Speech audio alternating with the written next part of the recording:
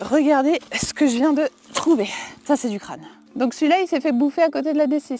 On va l'appeler Georges. Donc là, ce que j'ai, c'est un crâne de buffle. Donc il faut savoir qu'en général, les carcasses sont en premier consommées par les prédateurs. Ensuite, ils vont être consommés par tout ce qui est charognard, donc les hyènes, les vautours, les chacals. Et je vais justement vous parler des papillons fourreurs de cornes qui sont l'un des derniers participants à se débarrasser des carcasses. Donc là, vous voyez toutes ces petites protubérances qui pendouillent au niveau de la corne. En fait, c'est les papillons fourreurs de cornes qui vont venir pondre dans les cornes d'animaux morts. Et ensuite, vous avez les petites larves qui vont être dans la corne, qui vont creuser des galeries et qui vont manger la kératine de la corne. Après avoir digéré tout ça, les excréments combinés à de la soie sont utilisés pour fabriquer ces sortes de petites tourelles, de petits piliers qui pendouillent sur les cornes, ceux qui protègent en fait les larves du climat extérieur jusqu'à ce qu'elles atteignent la maturité. Sur 2 crânes de koudou qu'il y a à côté du lodge, on peut voir cette partie blanche qui a été mangée par les larves, donc il n'y a plus de kératine et il reste un tout petit peu de kératine qui n'a pas totalement été consommée par les larves. Bon allez, je vais aller remettre Georges à sa place.